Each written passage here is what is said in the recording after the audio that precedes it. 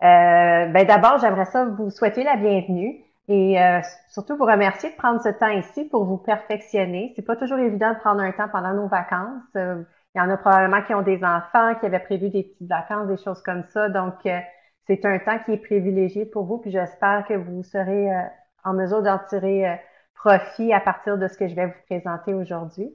Donc, je vais me présenter d'abord. Donc, commencer un petit peu vite. Je vais partager mon écran pour que vous puissiez voir la présentation. Voilà. Et dans un deuxième temps, je vais vous repartager le lien vers la présentation pour que vous puissiez suivre de la maison. Donc, voilà le lien pour la présentation d'aujourd'hui. Donc, je me présente, je suis Chantal Capiello, je suis enseignante en affectation spéciale en pédagogie au CECCE. Donc, le CECCE, c'est le Conseil des écoles catholiques du Centre-Est qui est situé dans la grande région d'Ottawa. Et puis, enseignante en affectation spéciale, ce que ça veut dire, le meilleur exemple, c'est un rôle un peu de facilitateur. Dans certains conseils, on les appelle les facilitateurs ou de conseillers pédagogiques pour mon conseil scolaire. Donc, mon dossier prioritaire, c'est les mathématiques. Donc, je suis vraiment contente de venir vous partager comment apprendre par rapport au modèle en mathématiques cet après-midi. Donc, dans un premier temps, je vais vous demander de remplir le formulaire de présence pour le webinaire. Je vais également vous insérer le lien dans la boîte de clavardage.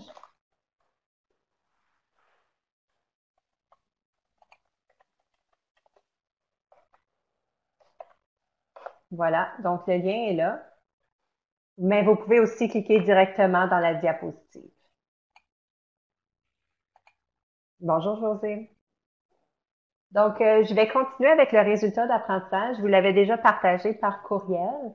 Donc, à la fin de la session d'aujourd'hui, ce que je souhaite que vous soyez en mesure de faire, c'est de réfléchir aux éléments essentiels pour développer un sens du nombre solide chez vos élèves, soit en salle de classe et à distance. Donc, ce que je vais faire, puisque la session est à distance, je vais vous présenter beaucoup d'applications, mais sachez qu'en salle de classe, si vous avez le matériel que les élèves peuvent manipuler ou utiliser, c'est probablement mieux chez les petits qu'ils puissent les utiliser, mais ça vous donne deux options à ce moment-là. Vous avez les applications et également le matériel qui est disponible.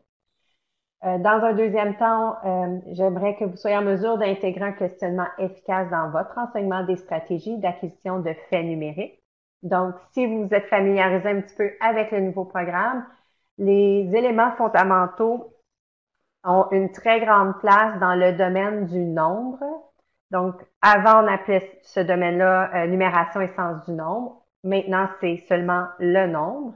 Et puis, les stratégies de faits numériques ont une grande importance à cause que ça fait partie des éléments fondamentaux.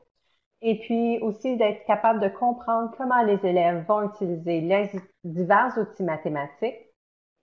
Donc, quand on parle d'outils mathématiques, on va aussi utiliser le mot modèle pour réfléchir à une stratégie qui leur permettra de créer un algorithme personnel. Donc, j'ai vu qu'on avait beaucoup d'enseignants en maternelle jardin en première année. Chez les petits, on ne se rend pas jusqu'à l'algorithme personnel, mais ça va vous montrer en même temps comment, l'importance du sens du nombre, comment on doit le développer, le modéliser à l'aide de divers modèles, comment c'est si important chez les petits pour que les élèves puissent développer leurs algorithmes quand ils vont arriver en deuxième et en troisième année. Donc, menu proposé, je l'appelle ici le menu proposé parce que je souhaite qu'on soit en mesure d'explorer tout ce que j'ai préparé pour la présentation, mais il se peut qu'il y a des choses que je vais ajuster tout au long, soit sauter ou prendre plus de temps. Donc, d'abord, on va explorer le parcours des apprentissages. Ensuite, les stratégies d'acquisition de faits numériques. Quelles sont-elles? Et puis, où est-ce que vous pouvez continuer votre exploration de ces stratégies? On va faire une activité brise-glace par la suite. Et quand on va arriver dans la section des modèles, on va entrer vraiment dans la partie mathématique où on va explorer les assiettes à points ou les assiettes à poids. Les deux noms fonctionnent. les cadres à 10, le reck-and-rec, la droite perlée et les grilles. Puis quand on va parler de grilles, on peut facilement faire le transfert avec le base 10. Donc, vous allez voir, là, les grilles qu'on va utiliser ressemblent aussi un petit peu aux bases 10. Pour qu'à la fin, on fasse un retour sur ces idées-là, puis ensuite une petite réflexion personnelle avant d'objectiver la session. Donc, ce qui m'amène à vous parler de la vision de l'apprenant des mathématiques du ministère de l'Éducation. Donc, il y a quelques années, le ministère a élaboré sa vision pour un élève apprenant des mathématiques. Plusieurs d'entre vous travaillent en maternelle jardin, donc cette vision-là, vous allez voir, il y a beaucoup de liens à faire avec le programme de la petite enfance. Entre autres, si on parle de faire preuve d'autonomie et d'autorégulation, vous avez un domaine complet qui parle de ça, justement. Donc, si on regarde la vision au centre, il y a toute la question du bien-être de l'élève. L'élève qui est dans notre salle de classe, on veut qu'il soit prêt et dispo à apprendre les mathématiques. On veut pas des élèves qui sont anxieux ou qui pensent qu'ils ne sont pas capables de faire des mathématiques. On veut qu'ils soient bien au niveau physique, cognitif, social et émotionnel. Et puis, si vous avez eu la chance d'explorer le nouveau programme, on a un nouveau domaine qui s'appelle le domaine socio-émotionnel et les processus mathématiques. Donc, dans ce domaine-là, justement, on va parler de toute l'idée du bien-être, de l'idée du mindset. Donc, quand on parle de mindset, c'est la mentalité de croissance ou l'esprit de développement. On le voit dans la partie à gauche en jaune du schéma. Et dans ce domaine-là, on parle aussi des processus mathématiques, que ce soit de la communication en mathématiques, le raisonnement, la résolution de problèmes. Il y en a d'autres, mais là, ça, c'est la partie en rose qui est à droite, donc l'élève qui s'engage dans les processus mathématiques. Et puis, on a parlé un petit peu aussi de la maîtrise des faits numériques, des habiletés et des procédures, ça, c'est en bleu, et toute l'idée de la compréhension des concepts, que ce soit dans le sens de l'espace, dans les données ou la littératie financière. Donc, on parle aussi de tous nos autres domaines. Donc, comme j'ai parlé tout à l'heure, on a le parcours, puis on a aussi les stratégies de faits numériques. Donc, c'est une partie un petit peu plus théorique pour commencer avant de faire la mathématique, mais c'est vraiment notre base, nos outils un peu comme pédagogue sur lesquels on doit réfléchir. Donc ici, le parcours des apprentissages, c'est tiré d'un peu beaucoup à la folie. Peut-être que certains d'entre vous le connaissez, mais c'est pas un peu beaucoup à la folie qui l'a créé, c'est Cathy Fasno, c'est une chercheure en mathématiques. Et ce que ça nous dit, le parcours des apprentissages, c'est que ça nous montre comment l'élève va développer son dénombrement, va développer son parcours au niveau du dénombrement pour se rendre jusqu'aux additions et aux soustractions des nombres naturels. Donc, je vais vous inviter, si vous le voulez, à cliquer sur le parcours si vous voulez le voir en plus grand. Et puis, je vais vous expliquer un petit peu comment on peut lire pour ceux et celles que c'est peut-être la première fois qu'ils le voient. Donc, à la base du parcours, tout à fait en bas, ce sont les concepts et les pistes d'observation qui sont plus simples, qui sont à la base. Et plus on monte dans notre parcours, plus les concepts se complexifient. Donc, c'est de plus en plus complexe. Donc, chez les petits en maternelle jardin, on travaille beaucoup les nombres en bas de 10. Donc, nos élèves vont se situer ici au tout début. On travaille beaucoup l'idée des quantités. Et puis, tranquillement, on va monter dans notre parcours. C'est sûr qu'on ne se rend pas aux algorithmes, mais on va quand même beaucoup travailler les combinaisons de nombres qui font 10, compter à partir d'un nombre, compter tout, compter à rebours. Donc, tranquillement, on monte dans notre parcours. Quand les élèves entrent en première année, ils continuent leur exploration des nombres. Cette fois-ci, on va avoir des nombres plus grands jusqu'à 50. Donc, ça l'a changé. Ça ici, avant, c'était des nombres jusqu'à 60. Maintenant, c'est jusqu'à 50 dans le nouveau programme. Donc, on retourne à la base en première année, puis on retravaille encore l'idée de l'ampleur du cardinal, réciter les nombres. Donc, on retourne à la base à chaque année d'études. Donc, en deuxième année, on retourne encore à la base parce que nos nombres sont de plus en plus grands. Donc, c'est important de pratiquer à réciter les nombres, reconnaître des quantités. Donc, à chaque année d'études, à mesure que les nombres augmentent, on retourne à la base. Puis ceci, c'est vrai aussi au cycle moyen, juste pour que vous le sachiez. Euh, quand les élèves commencent à explorer les nombres décimaux, c'est la même idée du parcours. On retourne à la base. On apprend comment on compte avec les nombres décimaux, comment on reconnaît des quantités, toute l'idée de la représentation, associer un nombre à une quantité. Le même cheminement se refait à chaque année à mesure que les nombres changent ou grandissent. Donc, si on retourne dans la présentation, je vous ai donné aussi un lien avec les définitions des concepts. Donc, je vais vous laisser 5 minutes pour aller lire les concepts et les exemples. Et puis, s'il y a certains mots pour lesquels vous n'êtes pas certain, vous voulez plus d'explications, je vais vous inviter à l'écrire dans la boîte de clavardage. Comme ça, quand je vais faire le retour dans 5 minutes, je vais mettre l'emphase sur ces mots-là.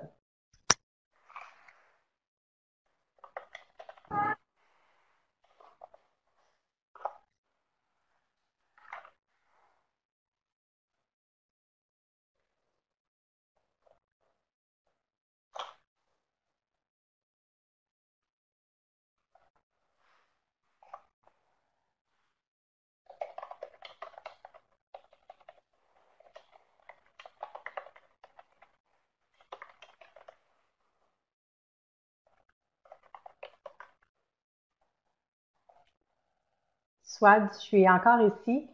C'est juste que je vous laisse lire, puis je suis restée en silence pour vous donner ce moment-là de Ah, lecture. ah, ok, c'est parce que j'étais déconnectée, je m'excuse. Donc, ce que les gens font en ce moment, c'est qu'ils lisent les concepts qui sont dans le document euh, que j'ai présenté à l'écran. Et puis, s'il y a des mots pour lesquels vous n'êtes pas à l'aise ou que vous voulez un petit peu plus d'explications ou que je donne d'autres exemples, vous pouvez écrire le mot dans la boîte de clavardage, puis je vais enchaîner avec ça dans 2 minutes.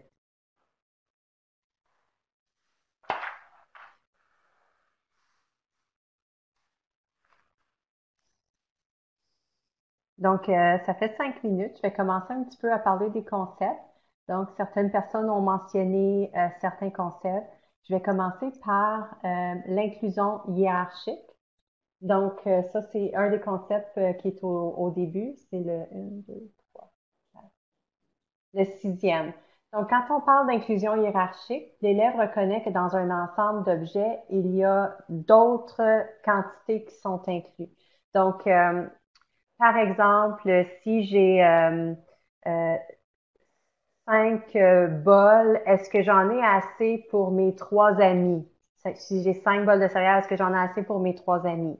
Oui, parce que 3 est inclus dans le 5. Mais si par exemple j'ai 6 muffins et puis que j'ai invité ma famille puis qu'on est 12 personnes, est-ce qu'avec mes 6 muffins, j'en ai assez pour en donner un à chacune des personnes? Non, 12 n'est pas inclus dans 6.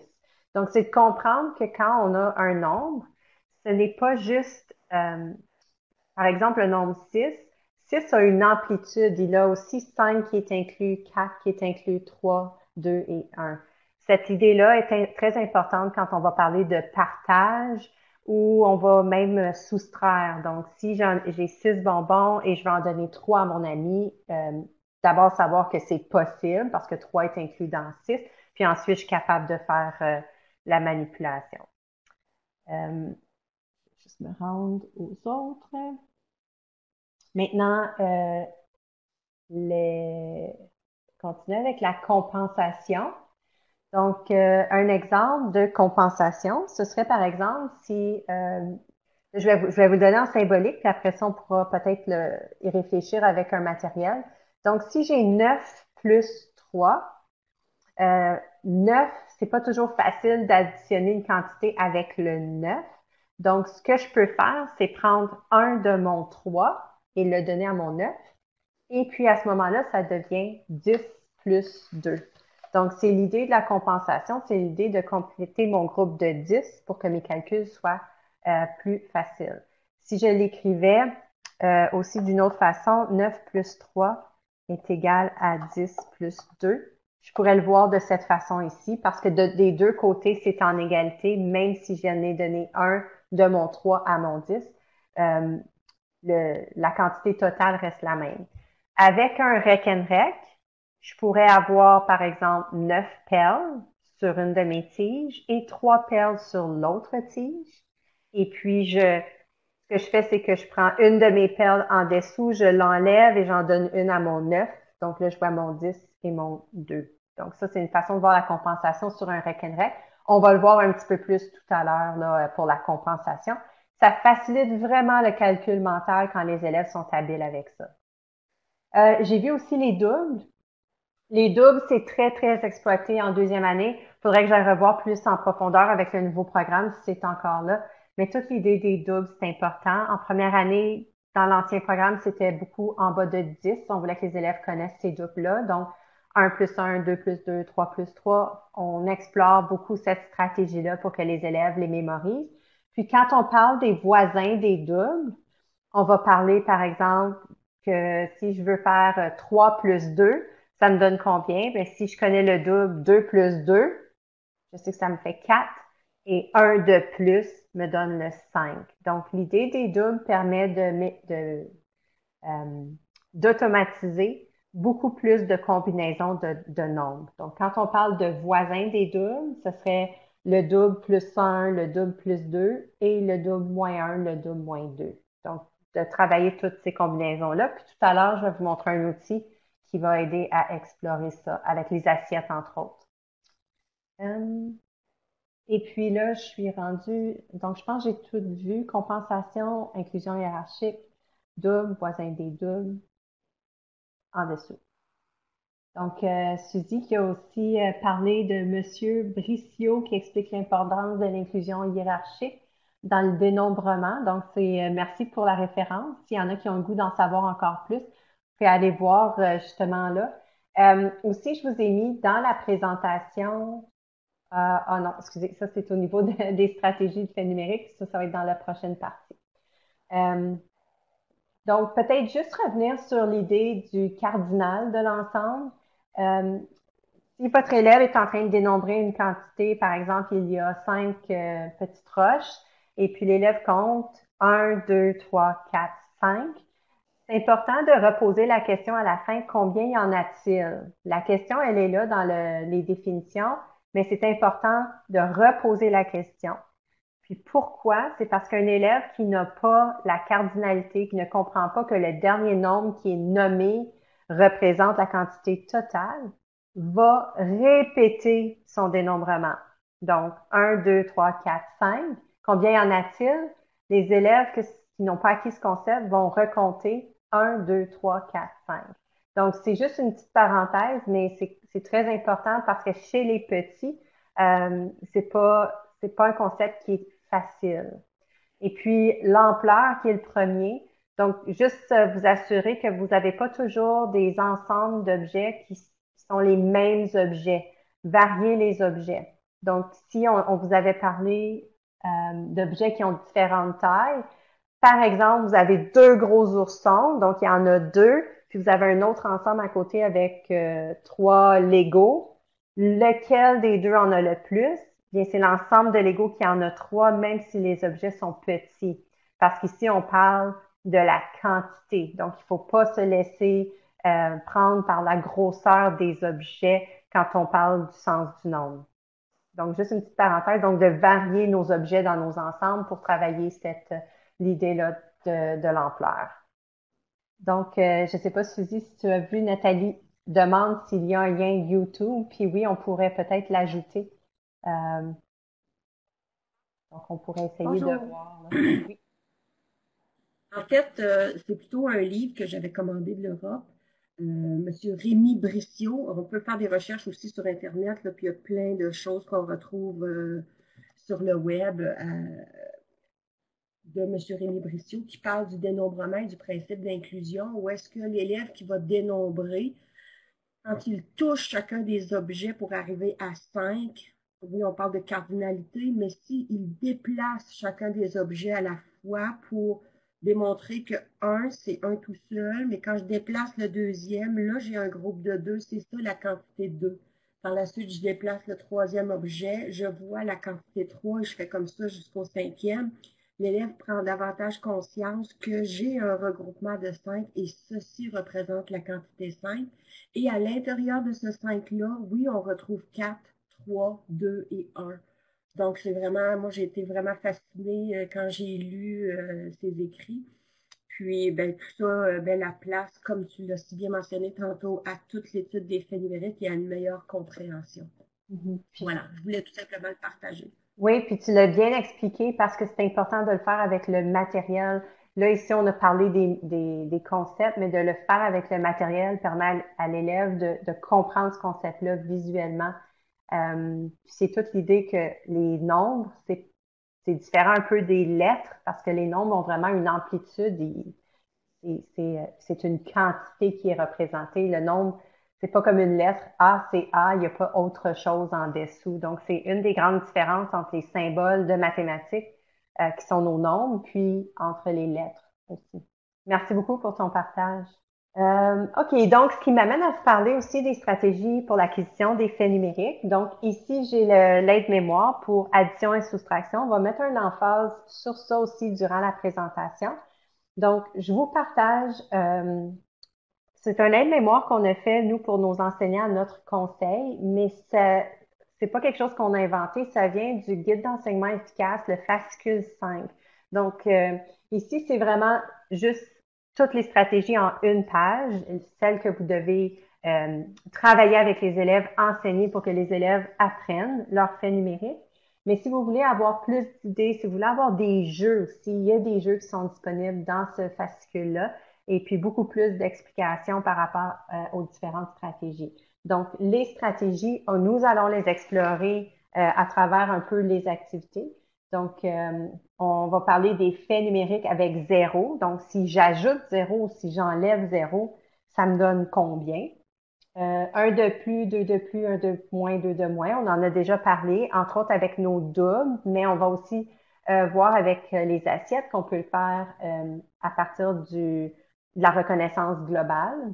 Faire 10, qui est un concept très, très, très important que les élèves doivent acquérir absolument parce que c'est à la base de notre faire 100, notre faire 1000 et de nos combinaisons avec les nombres décimaux également. Puis aussi, un autre exemple de faire 10, si l'élève sait que 43, combien il m'en manque pour me rendre à la prochaine dizaine, à mon 50. S'il connaît ses faits de 10, il va savoir qu'il en manque 7 parce que 3 et 7 vont ensemble pour faire un groupe de 10. Donc, il y a beaucoup d'importance au niveau du faire 10. La commutativité, c'est quand on peut inverser nos termes, puis ça donne la même quantité, la même somme. Important aussi de faire l'expérience avec la soustraction parce que ça ne fonctionne pas de la même façon que la soustraction. On commence avec notre tout, notre plus grande quantité, et puis on peut pas inverser ces deux termes-là dans la soustraction. On peut juste inverser les deux derniers. Les doubles, on en a parlé, voisin des doubles. Recoupement par dizaine, c'est la compensation, dans le fond. Une autre stratégie qui est très importante, c'est la soustraction comme opération inverse de l'addition. Ça l'aide. C'est qu'une fois que les élèves connaissent leur fait numérique d'addition, pour la soustraction, c'est de leur montrer un petit peu comment ça se passe quand on inverse nos termes, puis comment c'est organisé. Puis quand l'élève comprend bien le lien entre les deux, ça lui permet d'en connaître, de retrouver ses faits numériques plus rapidement. Et puis, additionner pour soustraire, qui est une autre idée qu'on va discuter un petit peu tout à l'heure avec la droite perlée, entre autres. Donc, ça m'amène à faire notre petite activité brise-glace. C'est avec un outil qui s'appelle Mentimeter. C'est la première fois que je l'utilise en formation sous ce format-là. Donc, je vais vous partager le lien qui est à l'écran. Je vais vous demander de vous rendre sur ce lien et puis d'aller réaliser le petit... Oups, excusez, c'est pas le bon lien. Ça n'allait pas copier le bon lien. Pas celui-là. Il faut vraiment que ce soit menti.com. Et en cliquant sur ce lien, je vais vous demander d'aller faire le vote. Donc, le vote, je vous pose comme question, quel est votre niveau d'aisance à utiliser les outils mathématiques suivants? Donc, j'ai mis une liste d'outils mathématiques et puis je vous demande d'aller voter pour votre outil, pour les outils, puis me dire votre niveau d'aisance de 1 à 5. Donc, si vous êtes très à l'aise, vous mettez 5. Si vous êtes moyennement à l'aise, comme vous connaissez des choses, mais vous voulez en apprendre davantage, vous savez qu'il y a d'autres choses qu'on peut faire, vous mettez un 3. Puis si c'est un outil que vous n'avez pas vraiment exploré, vous connaissez le nom, mais pas beaucoup plus, vous mettez un 1. Donc, 1, 2, 3, 4, 5, c'est une petite échelle. Donc, je vois déjà qu'il y a des gens qui sont en train de voter. J'ai juste été rapidement sur un de mes liens. Donc, on voit que les gens votent. Ça nous permet aussi de voir quels outils sont plus utilisés dans les salles de classe. Donc, ce petit site web-là, Mentimeter, c'est gratuit. Si jamais il y en a qui ont le goût de faire des sondages ou juste faire des murs de mots aussi, ça fonctionne très bien. Vous utilisez le tableau qui vous intéresse, pour lequel vous avez besoin selon ce que vous voulez faire comme activité. Et puis ici, bien, ça m'a pris 5 minutes à peu près faire ce sondage-là, puis ça me permet de voir à un coup d'œil un peu où tout le monde se situe par rapport aux différents éléments. Donc, je vous laisse encore une minute pour ceux qui n'ont peut-être pas eu la chance de terminer le vote. Et donc, ça me permet de voir que dans l'ensemble, les gens, vous êtes plus à l'aise avec les assiettes à points et les cadres à 10. Le rec and rec, peut-être que vous en avez pas dans votre salle de classe pour certains, fait que vous avez peut-être pas eu la chance de l'explorer autant que les autres outils ou tout dépendant de votre niveau également. Et puis la droite perlée, c'est peut-être un des outils qu'on va vouloir le plus explorer aujourd'hui. Et puis les grilles de sang, on pourra faire une petite activité rapidement avec ça, puis le matériel base 10 aussi. Donc dans l'ensemble, les cadres à 10, c'est ce que vous connaissez le plus. Puis la droite perlée et le rec and rec, c'est ce qui est peut-être le moins utilisé ou connu par rapport aux gens. Donc, je retourne à mon activité. Donc, on va commencer avec nos assiettes à points. Je l'ai mis au tout début parce que souvent, c'est une des activités avec lesquelles on commence. Il faut savoir des assiettes à points, c'est que ici, toutes les assiettes ont été conçues à partir de recherches. Donc, c'est pas des assiettes qui ont été inventées, mais ils ont été testées et ils sont appuyés par la recherche. Donc, ça, ce sont les dispositions qu'on vous propose d'utiliser pour les assiettes à points. Et puis, une des façons qu'on les utilise beaucoup en salle de classe, c'est avec les élèves pour leur montrer. Donc, avant même que je continue à en expliquer davantage par rapport à ça, j'aimerais ça vous entendre dans la boîte de clavardage, puis que vous me disiez, vous, dans votre salle de classe, avec vos élèves, qu'est-ce que vous faites avec les assiettes? Pourquoi vous vous en servez? Donc, peut-être parler des concepts que vous utilisez. C'est quoi le type de questions? Quelle stratégie vous enseignez à partir des assiettes? Donc, pourquoi vous les utilisez dans votre enseignement?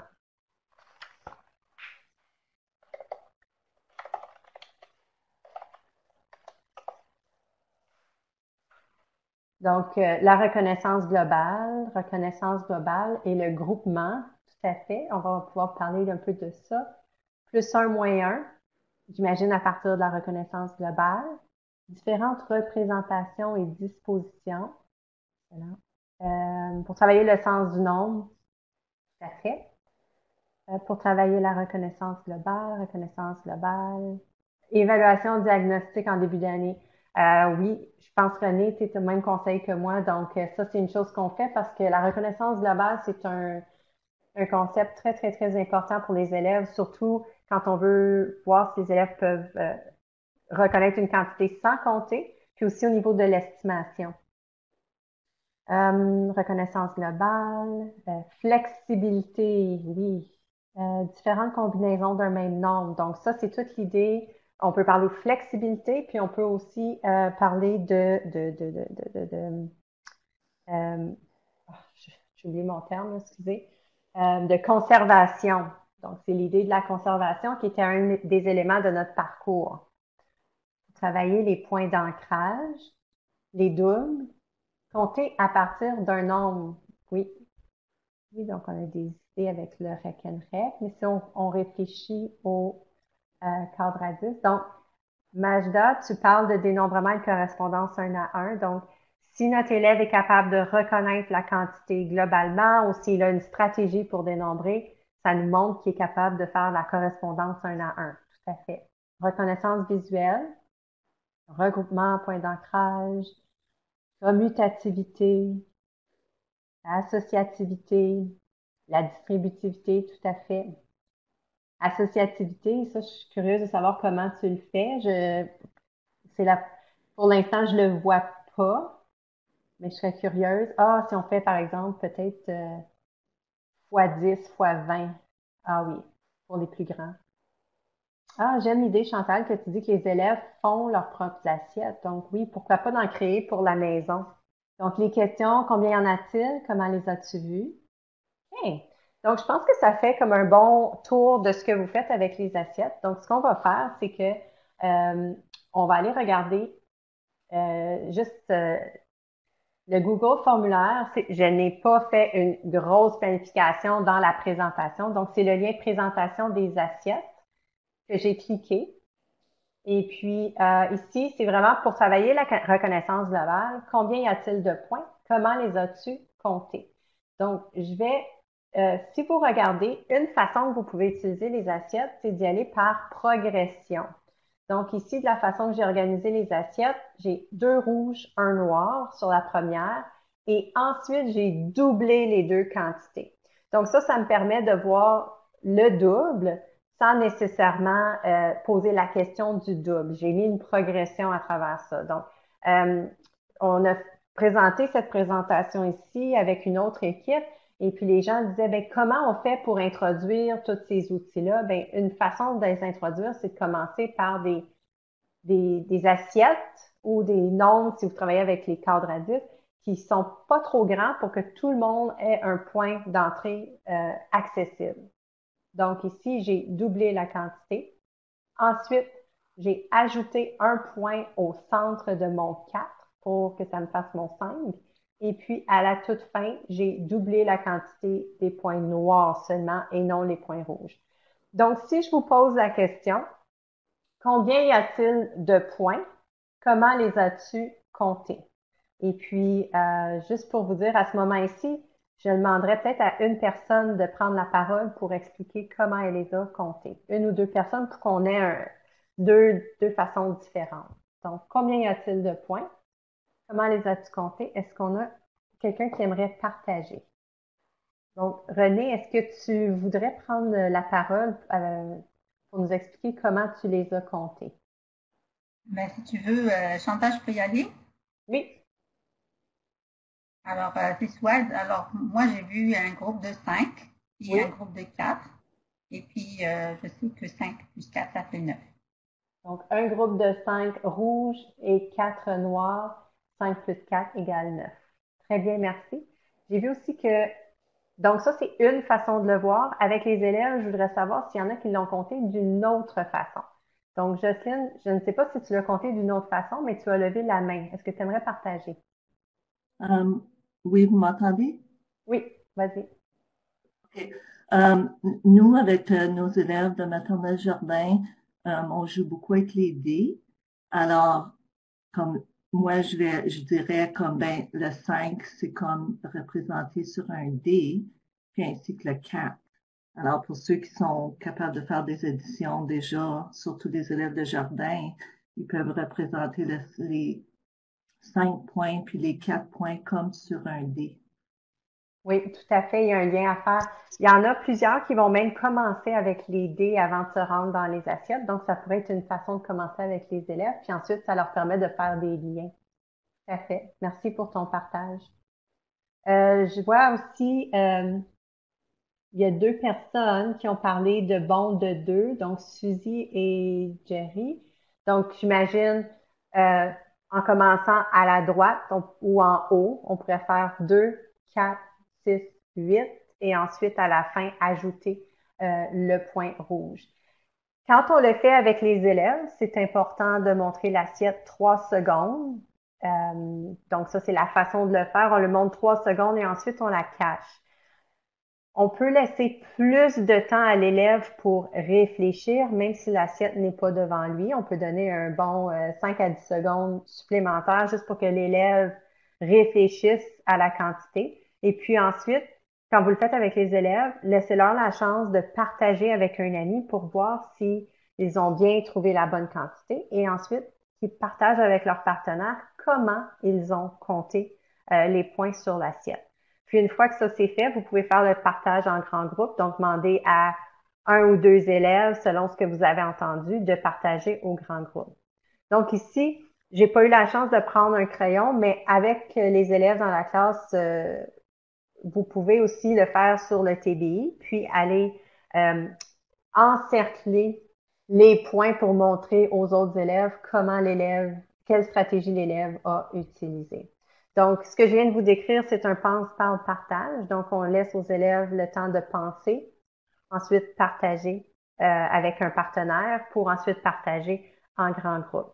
Mais comme je l'ai mentionné, les assiettes, idéalement, on voudrait que les élèves puissent reconnaître globalement la quantité en leur montrant l'assiette pour 3 secondes. Donc, on veut en maternelle jardin, ils seront peut-être pas capables au début, ça c'est sûr. Puis c'est quelque chose, là, on peut travailler avec ce temps-là, peut-être donner plus de temps au début et tranquillement écourter le temps. Mais on peut laisser un peu plus de temps de réflexion avant que l'élève donne la quantité. Donc, je vous amène maintenant à la dernière diapo du diaporama. Donc, ici, à la dernière diapo, il y a beaucoup d'autres questions. Donc, avec ce qu'on vient de faire, on a fait de la reconnaissance globale, mais aussi en demandant comment les élèves l'ont compté, comment vous l'avez compté. On est en train de montrer qu'il y a plusieurs stratégies de dénombrement, puis aussi, plusieurs stratégies de dénombrement. Donc, combien y a-t-il de points? Comment les as-tu comptés? Ça, c'est la question qu'on a utilisée. On pourrait leur travailler le zéro. Donc, si j'ajoute zéro ou si j'enlève zéro. Un de plus, un de moins, il y en a qui l'ont parlé, mais on peut se rendre aussi à 2 de plus, 2 de moins que l'assiette. On peut demander le double de l'assiette et les voisins des doubles. Donc, on l'a vu dans nos stratégies, les voisins des doubles. Donc, on demanderait quel est le double de l'assiette plus 1 ou quel est le double de l'assiette moins 1 ou le double de l'assiette plus 2 moins 2. Donc, on peut aller encore plus loin. Puis ça nous permet de différencier aussi avec nos élèves. Il y a des élèves qui sont déjà prêts là, à faire les doubles dès le début de l'année, ils reconnaissent globalement. Donc, c'est vraiment vos décisions professionnelles par rapport aux élèves, comment vous allez, lesquelles assiettes vous allez montrer aux élèves, puis quelles questions vous allez poser aux élèves pour les amener à explorer les différentes stratégies. Combien m'en manque-t-il pour faire 10? Donc, il y a quelqu'un qui en a parlé tout à l'heure. La question à poser, ce serait de montrer l'assiette et de dire combien en manque-t-il pour faire 10. Donc, si j'ai 7 points sur l'assiette, combien t'en manque-t-il? Il m'en manque 3. Puis déjà là, nos élèves sont en train d'apprendre à additionner pour soustraire, en plus d'apprendre sur les combinaisons de 10. Combien y a-t-il de points si tu en ajoutes 9? Donc, ça, c'est intéressant peut-être avec les un peu plus vieux, ça travaille la compensation. Donc, les élèves, si j'ai 7 points sur mon assiette, si tu en ajoutes 9, ça fait combien? Ben, l'élève va travailler la stratégie de plus 10 moins 1. Certains élèves vont aussi ajouter plus, se rendre à la dizaine et puis ensuite ajouter le reste. Mais les plus 9, c'est une idée qui est assez difficile pour les élèves. Donc, on pourrait utiliser les assiettes pour faire ça. Puis, il y a quelqu'un qui a parlé tout à l'heure du groupement. Donc, on pourrait demander si j'ai 3 assiettes comme celle-ci, ça me donne combien? Si j'en ai 4 comme celle-ci, ça fait combien?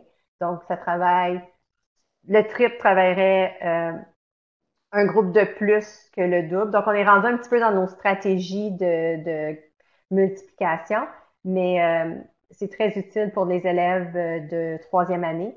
Donc, ça pourrait être, si j'ai 4 fois cette assiette, bien là, ça travaille le double du double. Donc, il y a beaucoup de possibilités avec les assiettes.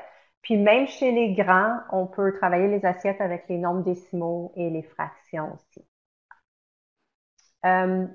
Donc, ça, c'est une idée de mini-leçon, mais vous pouvez aussi explorer l'idée des assiettes à points comme carte de sortie. Donc, vous faites une transition vers la récréation, ça pourrait être une bonne idée de montrer des assiettes puis de varier le questionnement pour vos élèves comme carte de sortie. S'il y en a qui ont d'autres idées ou qui les utilisent de d'autres façons, n'hésitez pas à continuer de partager là, dans la boîte de discussion. Puis les gens vont pouvoir aussi lire ou je vais aussi les mentionner là, à l'occasion. Donc, si vous voulez, ici j'ai mis deux liens vers un peu beaucoup à la folie, vers des mini-leçons par rapport aux assiettes. Donc, si vous voulez explorer davantage, vous pouvez vous rendre et utiliser ces deux références-là pour utiliser la ressource un peu beaucoup à la folie. Donc, chaque fois que vous voyez UPBF, je fais référence à un peu beaucoup à la folie. Donc, vous voyez, il y a deux autres liens ici. Okay.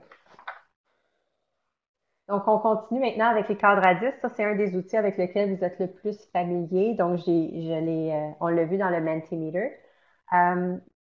Donc, ce qu'on peut faire avec le cadre à 10, on peut reprendre toutes les stratégies qu'on vient de nommer avec nos assiettes à points. On peut définitivement les réutiliser. Toutes les questions, stratégies de fait numérique ou tous les concepts qu'on a vus avec les assiettes sont utilisables aussi pour les cadres à 10.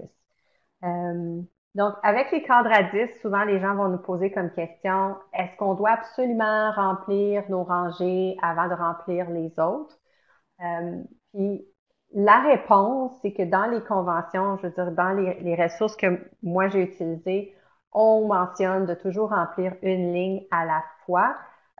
Puis la raison pour ça, c'est que nos cadres à 10, c'est l'outil pour faire l'ancrage au 5 et au 10. Donc, c'est possible de les utiliser de d'autres façons et de ne pas remplir les rangées, mais en même temps, cet outil-là a été vraiment développé pour l'ancrage au 5 et au 10. Donc, en remplissant nos rangées puis en se rendant à des groupes de 10, c'est que de cette façon-là qu'on crée cet ancrage-là pour nos élèves. C'est la façon de le représenter. Donc, on a nommé beaucoup de stratégies. Est-ce qu'il y en a qui utilisent les cadres à 10 de d'autres façons qu'on n'aurait peut-être pas partagées jusqu'à maintenant ou peut-être des questions qu'on n'aurait pas partagées jusqu'à maintenant? Est-ce qu'il y a d'autres façons pour lesquelles vous les utilisez?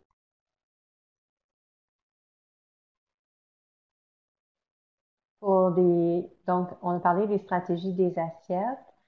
En plus, on pourrait les utiliser pour les additions. Donc, on pourrait représenter 6 roses, 2 bleus et les représenter dans des cadres à 10 pour représenter l'addition. Utiliser deux couleurs. Donc, très utile d'utiliser les cadres pour montrer les deux couleurs. Donc, chaque partie, mettons, dans une addition. J'aime beaucoup utiliser avec les élèves, surtout si vous avez des élèves que l'ancrage au 10 est difficile de comprendre combien manque-t-il pour faire 10. Utiliser les cadres à 10, ça l'aide les élèves qui ont plus de défis à ce niveau-là parce que ça crée un cadre. Donc, pour le faire 10, c'est très utile pour les élèves que c'est difficile. Pour les doubles aussi, c'est très intéressant parce qu'on peut facilement, si une rangée est remplie, voir le 10. Et puis ensuite, par exemple, 3 plus 3, on le voit très bien, on voit 3 et 3. Donc, c'est un outil à explorer pour les doubles. Majda, tu parles de soustraction, tout à fait. Donc, il y en a qui aiment moins les cadres à 10 pour soustraire, mais c'est un très bon outil. Et puis, moi, je vous encourage à ne pas le négliger parce que certains élèves pour lesquels c'est plus facile de visualiser la soustraction avec les cadres. Donc, on parle de quantité initiale et de quantité enlevée, puis on peut le voir aussi avec deux couleurs. Pour les problèmes de comparaison aussi, ça peut être intéressant pour montrer la différence entre le nombre de jetons dans deux cadres aussi, les problèmes de comparaison. Donc, ce que je voudrais faire avec vous autres, je sais que c'est un outil que vous connaissez plus. Je vais reprendre. Donc, ici, je vous ai placé un cadre à 10 avec des jetons rouges et un bleu. Si vous cliquez sur ce lien-là, je vous amène dans une application de Math Learning Center. Je ne sais pas si vous la connaissez, mais à cause qu'on a fait de l'enseignement à distance, dans mon conseil, on a beaucoup plus exploré les outils en ligne. Donc, ça, c'est une activité qui se fait très bien en salle de classe, mais vous pouvez la reprendre aussi avec cette application-là. Ce qui est intéressant avec l'application, c'est que j'ai pu préparer déjà ma page et le lien que j'ai inséré, c'est en bas. En bas, pouvez voir le petit i pour information, puis ensuite, il y a un carré avec une flèche. Donc, en cliquant sur le carré avec la flèche, ça vous permet d'avoir le lien pour partager ce qui est à votre écran. Donc, je vais juste le répéter parce que ce matin, j'ai des gens qui n'avaient pas compris là, ce que j'avais dit. Donc, il y a un petit carré en bas avec une flèche.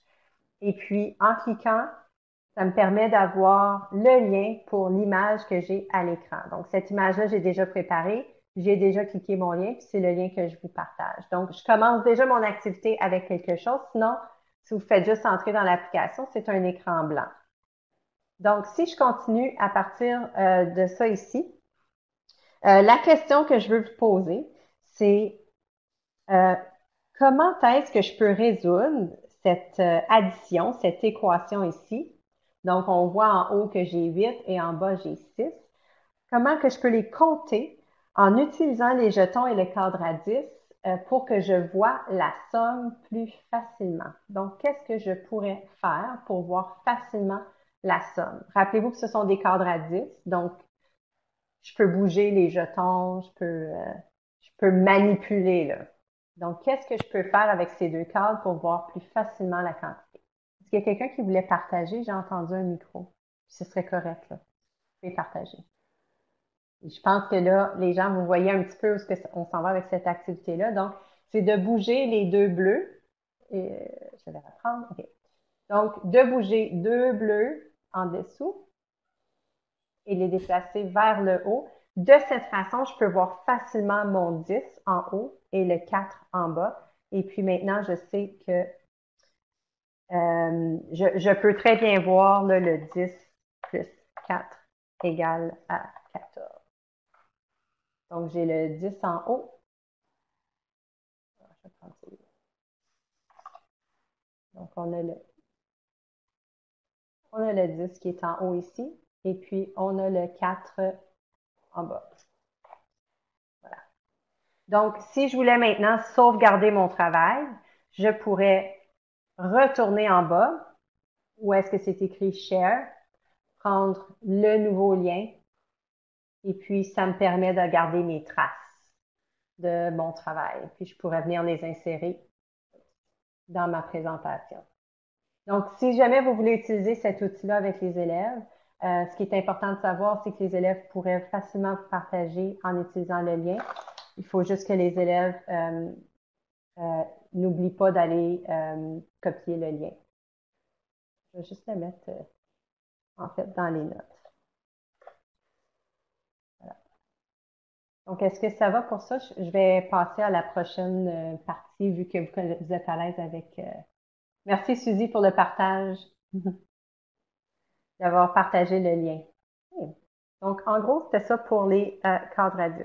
Maintenant, le Rec and Rec, ça, c'était un des outils que les gens étaient comme corrects avec, mais on se situait plus au milieu, là. Donc, il y en a qui sont à l'aise, il y en a qui sont peut-être moins à l'aise. Donc, je vais d'abord vous parler un peu de comment on utilise le Rec and Rec. Donc, ce qui est important, si vous allez cliquer, désolé, encore une fois sur le lien qui est en bas, Number Rack, Rec and Rec. Je peux partager, je n'ai pas accès au... Donc, je vous partage le lien pour ceux qui n'ont peut-être pas la présentation. Donc, en utilisant l'application, moi, je suis allée préparer mon Rec and Rec déjà d'avance pour les élèves. Habituellement, je pense que c'est juste une tige. Il y en a peut-être deux, mais vous pouvez préparer les Rec and Rec. Donc, avec le Rec and Rec, les pelles sont à 0 lorsque les pelles sont tous à la droite. Si je veux montrer mon travail, je dois déplacer les pièces vers la gauche, les pelles vers la gauche, de cette façon ici. Maintenant, je vois que la quantité est de 15. Ce qui est intéressant avec le Rec and Rec, c'est que chaque tige comprend 10 pelles et qu'elles sont regroupées par groupe de 5. Donc, c'est important avec les élèves de le mentionner. Il y a certains élèves que, pour eux, vont continuellement recompter les pelles, même s'ils savent qu'il y en a 10 en haut. Donc, c'est d'amener les élèves à reconnaître qu'en haut, c'est 10 et qu'ils n'ont pas besoin de les compter à chaque fois.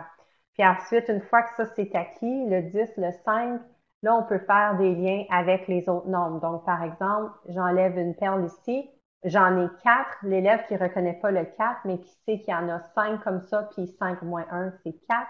Donc là, on peut commencer à faire des liens avec les autres nombres. Donc, puis tout à l'heure, avec les cadres à 10, je vous ai mentionné qu'on veut remplir chaque rangée. Avec le rec and rec, c'est pas nécessairement nécessaire. On peut laisser les élèves organiser un peu leurs perles. Par contre, on veut les amener à utiliser des stratégies de plus en plus efficaces. Donc, à un moment donné, on va vouloir que nos élèves, soit qu'ils fassent des regroupements de 10 ou qu'ils se rendent à des nombres repères comme le 20, le 30, le 40, ou bien qu'ils soient capables d'avoir des doubles dans leur rec and rec. Donc, on veut des stratégies efficaces. On veut que les élèves deviennent meilleurs à utiliser les stratégies parce qu'on veut les amener vers leurs algorithmes. Si les stratégies ne sont pas efficaces, les élèves ne seront pas capables de faire des algorithmes qui sont efficaces. Pourquoi de droite à gauche? Pensez un petit peu à la lecture. Donc, quand je laisse mes perles à droite, on les voit pas, mais une fois que je les place du côté gauche, c'est comme si je lis mon nombre de gauche à droite. Donc, c'est le meilleur truc que je pourrais vous donner, là. Ça, c'est 1, 2. Je rajoute une perle à gauche, là, je suis rendue à mon 3. Je rajoute une perle, je suis rendue à 4. Donc, c'est de la façon qu'on utilise le rec and rec. Donc, par rapport au rec and rec, je vais retourner à la présentation. Ça, c'est le petit. Donc, si vous travaillez maternelle jardin première année, on travaille beaucoup avec le petit rec and rec. Maintenant, si vous êtes avec les plus grands, on va vouloir utiliser un rec and rec avec encore plus de perles. Donc, si vous regardez à l'écran, je vous ai placé, des fois, on reçoit des rec and rec dans les écoles, puis l'organisation, on a toutes des perles rouges du côté gauche. Mais la façon d'organiser notre rec and rec, c'est vraiment d'avoir 5 tiges où on voit le rouge à gauche et le blanc à droite, et ensuite 5 tiges où on a le blanc à gauche et le rouge à droite. Pourquoi? C'est parce que ça nous permet de voir le repère de 50 qui est ici. Et aussi, je peux voir que toutes les perles rouges à gauche qui sont en haut, c'est le repère de 25 et les perles blanches, c'est un autre 25. Et puis, une fois que j'ai toutes mes tiges, ça m'amène à mon repère de 100. Donc, ça se peut que des fois, vous commandez des rec and rec, puis les tiges sont inversées, comme ceci. Ce n'est pas l'idéal, vous pouvez vous en servir, mais ce qui est à prioriser, c'est quand les tiges sont inversées à la demi, puis dans l'application, il faut cliquer en bas pour inverser. Donc, pour notre repère de 50. Puis, ce que ça me permet de faire, c'est qu'avec un nombre, par exemple, comme ceci, ben, je peux dire aussi que c'est 50 moins 2. Donc, ce qui est représenté, c'est le 48. Jocelyne, pour l'addition, est-ce qu'ils peuvent utiliser les deux rangées? Tout à fait. Puis ça m'amène dans l'autre activité que je voulais vous montrer. Donc, peut-être juste avant de me rendre dans la prochaine activité, je vais vous inviter à cliquer dans la présentation, si vous ne l'avez pas déjà fait, cliquez sur Number Rack Rec and Rec. Ça va vous amener dans un Rec and Rec de 100 perles que je vous ai déjà préparé. Et puis, je vais vous demander de représenter le nombre 78 avec le Rec and Rec. Donc, représenter avec le rec and rec le nombre 78. Puis, une fois que vous avez représenté le 78, vous pouvez écrire dans la boîte de clavardage votre décomposition. Comment vous pourriez décomposer le nombre 78 en regardant ce que vous avez représenté? Dans le fond, ça serait quoi votre égalité? Donc, quelle serait votre égalité en regardant le rec and rec? Donc, on a Jerry Lee qui nous dit 50 plus 20 plus 8. Donc, on peut utiliser le repère de 50. 70 plus 8. Est-ce qu'il y en aurait d'autres? Quand on parle d'égalité, il faudrait juste s'assurer d'écrire tous les termes. Et je veux dire 50 plus 20 plus 8 égale 78 et 70 plus 8 égale 78. La différence entre une égalité et une équation, l'équation a un inconnu. Donc ici, dans ce cas-ci, parce qu'il manque la somme, le nombre à la fin, c'est un peu comme si vous aviez écrit une équation. Est-ce qu'il y aurait d'autres façons de représenter le 78? Donc, cette même activité-là peut être faite avec les petits maternelle jardin première année, avec le petit Rekenrek de 20. Et puis, c'est à vous de choisir des nombres plus petits. Puis, c'est sûr qu'avec les petits maternelle jardin, on ne se rendra pas à écrire les nombres sous forme d'égalité, mais les élèves vont pouvoir vous le dire. C'est 2, par exemple, si on représente le 6, c'est 2 plus 2 plus 2 ou 2, 2, 2. Donc, déjà, sont en train de décomposer les nombres puis réfléchir à ce que le nombre 6 représente.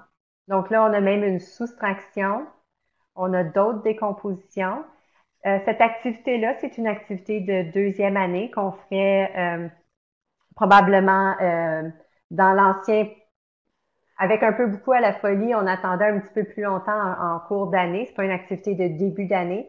Puis souvent, on pouvait reprendre cette même activité-là en troisième année. Donc, on aurait des égalités un petit peu plus comme Emmanuel, 10 plus 10 plus 10 plus 10 plus 10 plus 10 plus 10 plus 8 égale 78. On verrait des égalités comme ça avec les élèves qui sont plus jeunes. Puis à mesure que nos élèves cheminent, donc les égalités vont plus utiliser les repères comme les gens l'ont fait là, dans la boîte. Donc, ça, c'est l'activité de représentation. Il y a aussi au niveau des additions, comment on peut faire pour utiliser le rec and rec. Donc, je vais vous inviter à remettre vos perles en position neutre, donc toutes les perles à droite, pour en faire un autre. Et ce que je vous demanderais de faire, c'est 17 plus 28. 17 plus 28. Donc, ce serait égal à combien? Donc, je vous écris l'équation ici, puis je vous demanderai avec le Rekenreg de le représenter pour ensuite les mettre ensemble. Comment vous allez le faire? À mon écran, je vois, Jocelyne, que tu as levé la main. Je ne sais pas si tu voulais encore partager. Je ne suis pas certaine de... OK.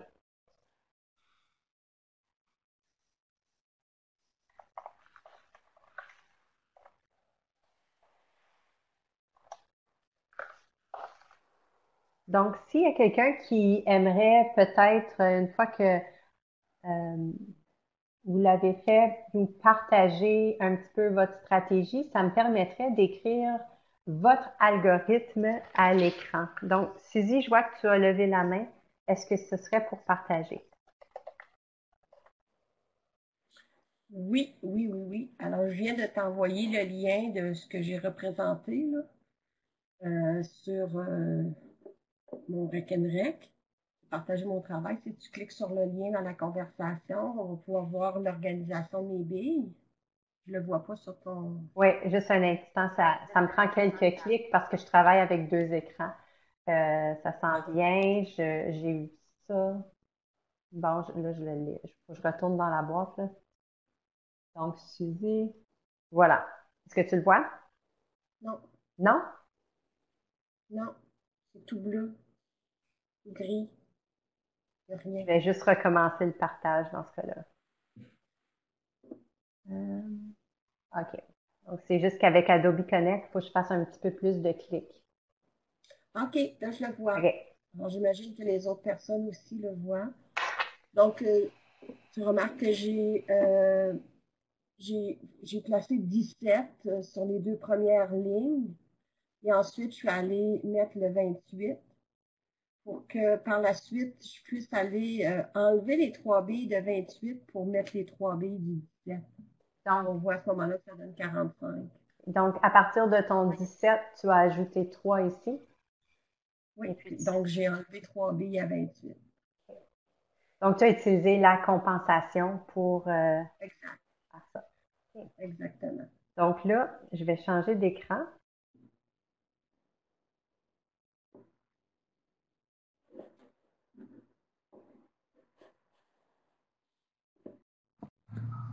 Chantal, Mon micro pour écouter la personne. OK. Donc, merci. Donc, je vais juste m'assurer que j'écris l'algorithme que tu as représenté. Donc, au tout début, tu as représenté le 17 et le 28. Donc, ce que tu m'as dit, c'est que tu avais le 17 et puis tu as ajouté 3 unités, 3 perles qui viennent du 28. Est-ce que je pourrais dire que c'est 17 plus 3 qui a donné 20? Effectivement. Puis ensuite, du 28, je soustrais le 3. Donc, dans le fond, quand que je le fais sur un écran normal, ce que je fais, c'est que le 28, je l'inscris de cette façon ici. Je vais dire que c'est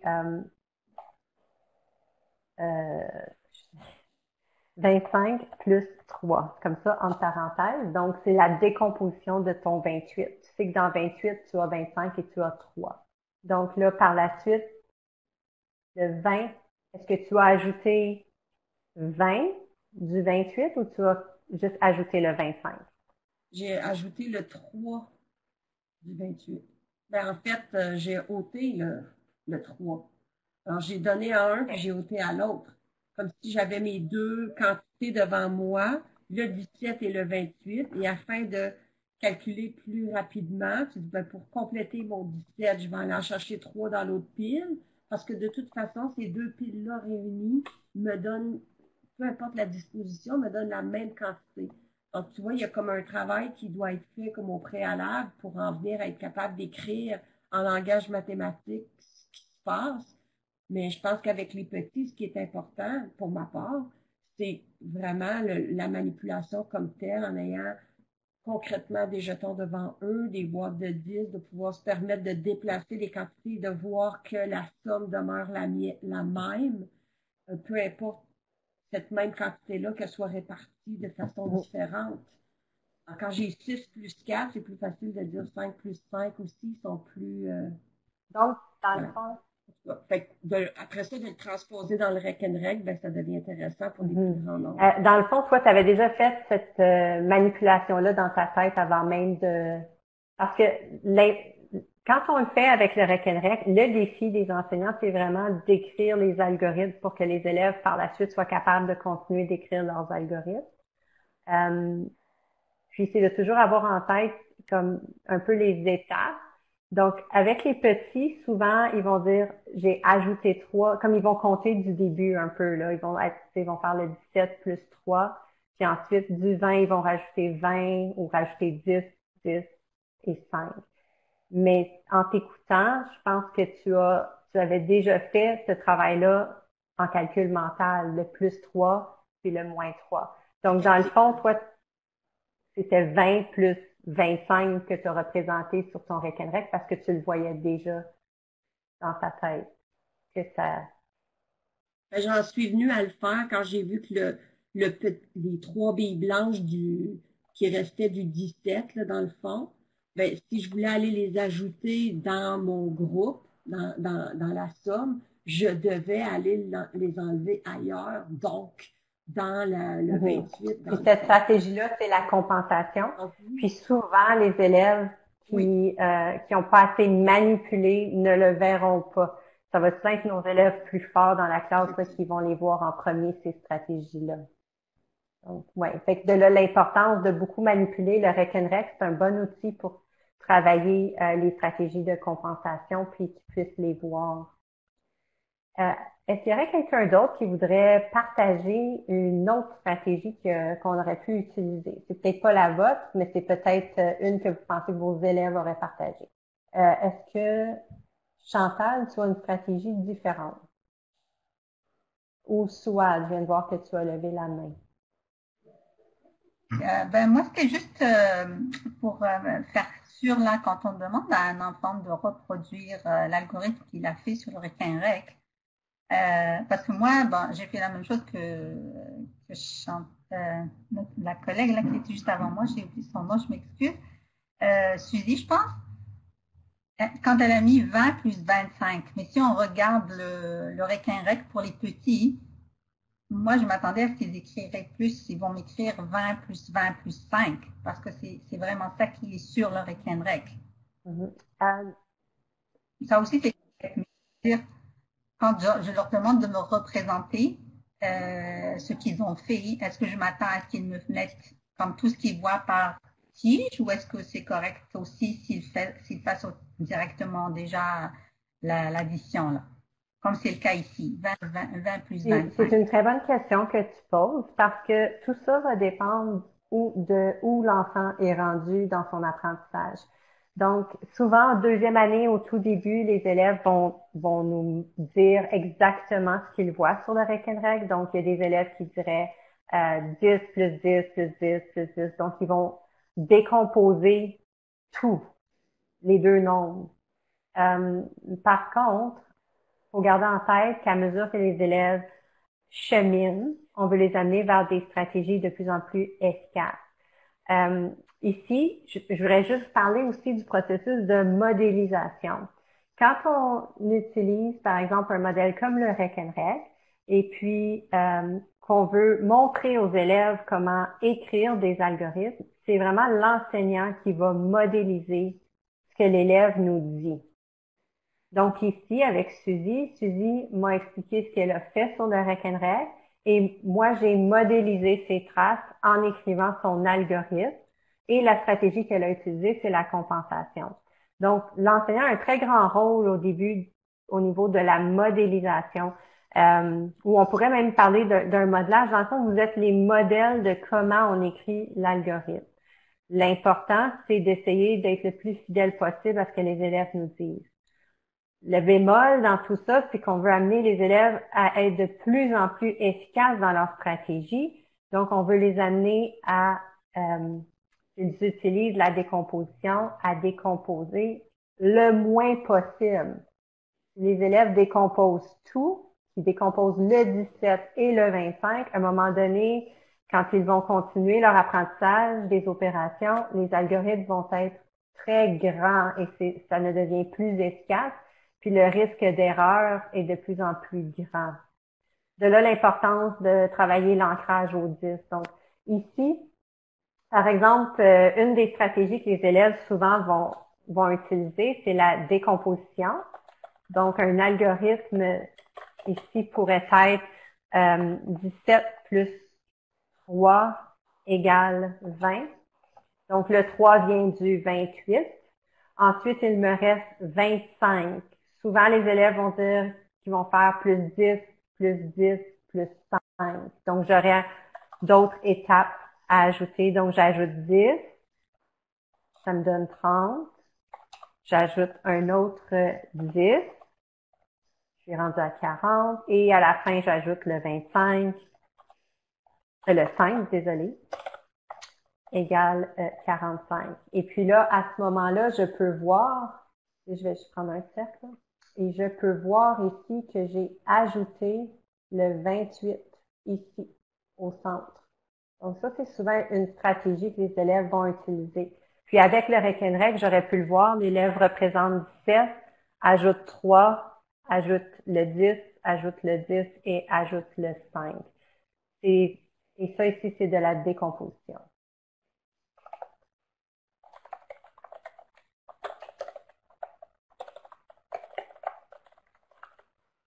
Il y aurait beaucoup de façons de décomposer là, de cette façon-là. On pourrait ajouter 20 et ensuite 5, ajouter le 25. Donc, c'est ça. Il faut en faire beaucoup avec les élèves. Puis l'important, c'est que l'enseignante modélise au tout début la pensée de l'élève. Donc, la communication est très importante.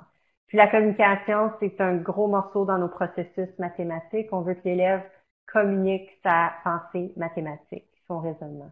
Est-ce que ça répond un petit peu? Je me souviens plus qui avait la main levée. Oui, oui, beaucoup. Merci beaucoup. Donc ça, c'était le petit bout que je voulais faire avec vous par rapport à ces outils-là. Donc, j'avais planifié à ce moment-ci un petit moment d'exploration pour les outils. On a utilisé beaucoup celui de Math Learning Center, donc je pense que ça va aller. On a celui des cadres à 10. Je vous l'ai montré un peu, je vous ai montré un petit peu comment ça fonctionne. Donc, je vais sauter cette partie ici, mais à la toute fin, s'il nous reste du temps, je vais vous donner, vous pourrez aller explorer autant au niveau des cadres à 10, du Rekenreg, de la droite perlée et puis les grilles. Donc, vous pourrez explorer plus à la fin, mais l'ensemble des outils. J'ai aussi mis un lien pour Matisse.ca. Matisse offre des outils qui sont en français. Le seul inconvénient avec ces outils, c'est qu'ils utilisent Flash. Donc, en décembre, ces outils-là ne seront plus, on ne pourra plus les utiliser parce que Flash ne sera plus supporté. Par contre,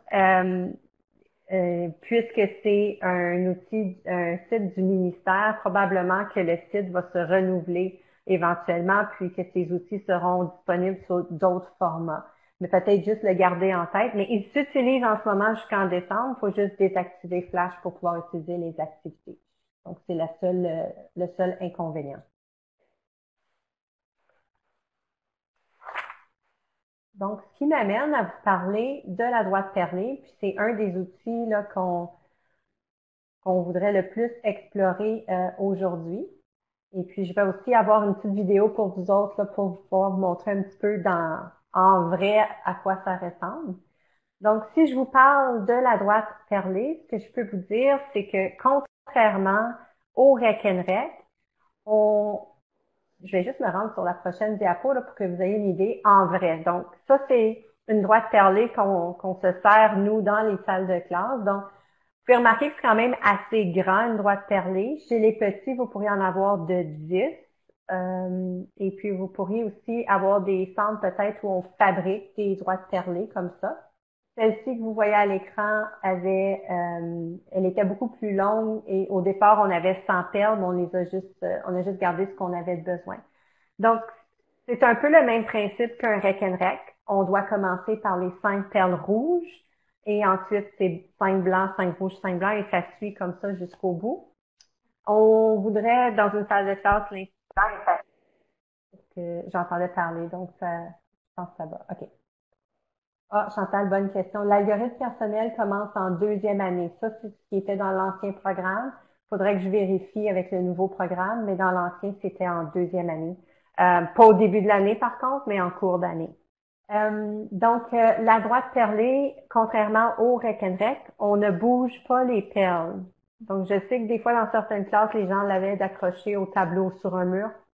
Par contre, avec la droite perlée, on ne bouge pas les perles. La raison est que quand on fait ensuite le transfert vers une droite numérique, on veut que l'enfant comprenne que chaque espace correspond à une distance qui devrait être la même. Donc ici, avec les perles, chaque perle a exactement la même distance et correspond à 1, à une quantité de 1. Donc, on ne bouge pas les perles pour ça. Encore une fois, comme avec le Rekenrek, on a nos repères parce qu'on a les perles de couleur. Je vais juste m'assurer que j'ai rien oublié. Ah oui. Quand on pense à cet outil-là n'a pas été beaucoup utilisé. Je sais que dans mon conseil, c'est pas tout le monde qui le connaît encore, mais en fait, la droite perlée devrait être la première droite qu'on présente aux élèves parce qu'on voit le lien avec la quantité. La droite numérique devrait arriver une fois que les élèves sont habiles avec la droite perlée. Ensuite, on pourrait leur donner la chance d'explorer davantage la droite numérique. Une bonne idée, c'est d'utiliser les deux en même temps. Et vous allez le voir un peu plus tard dans la vidéo. Souvent, ce que nous, on fait, c'est qu'on dessine une droite numérique en dessous. Première, 2e année, la droite perlée, en première année, au début, pourrait être de 20. Et puis, à mesure que l'année avance, on pourrait se rendre jusqu'à une droite de 50 parce qu'on explore les nombres jusqu'à 50 maintenant. Et puis, en 2e année, on peut commencer par une droite de 50 ou même une droite de 20, ça dépend de votre intention, mais éventuellement, on voudrait en avoir plus, au moins jusqu'à 100. Habituellement, les droites comme ça, quand on les commande, ils viennent avec 100 perles. Donc, en gros, c'est ça pour la droite. Donc, je vais retourner à l'autre diapositive. Donc, à cette diapositive ici, j'ai inséré un Jamboard. Vous pouvez cliquer en bas dans le Jamboard et venir avec moi à la première page. Donc, parce que j'avais pas cet outil-là, puis on n'en a pas vraiment dans les applications, je me suis quand même servi d'une application pour aller créer une droite que j'ai insérée sous forme d'image ici. Donc, avec le Jamboard, on peut utiliser les crayons pour manipuler la droite. Donc, une chose que j'ai oublié de mentionner, c'est que quand on utilise la droite perlée, il est important, j'espère que tout le monde est avec moi dans le jam, je vois beaucoup de gens, j'espère que tout le monde est ici. Donc, dans la droite perlée, c'est important pour montrer une quantité de pointée après la perle. Donc là, comme vous pouvez voir, j'ai placé une ligne. Cette ligne-là, c'est pour le nombre 10 et ma ligne est en dessous, est tout de suite après ma perle blanche. Donc, on ne pointe pas sur la perle, mais après la perle parce qu'elle est inclue dans la quantité. Donc, ça, c'est quelque chose d'important. Ah, René, bonne idée. Donc, à son école, ils la construisent avec, les élèves construisent leur droite perlée avec 100 perles, puis ils la gardent pour les prochains niveaux. Donc, c'est une belle idée si vous voulez l'en faire avec les élèves. Puis, il y en a des élèves, comme pour l'avoir fait en première année avec un groupe, là, les élèves adorent compter avec la droite perlée. Des fois, ils l'auront pas placée sur une table, mais ils vont juste la compter comme si c'était un jeu. Ils vont compter par 5, par 10. Donc, on peut la construire encore plus grande parce qu'ils vont continuer de s'amuser avec, puis même l'utiliser à la maison.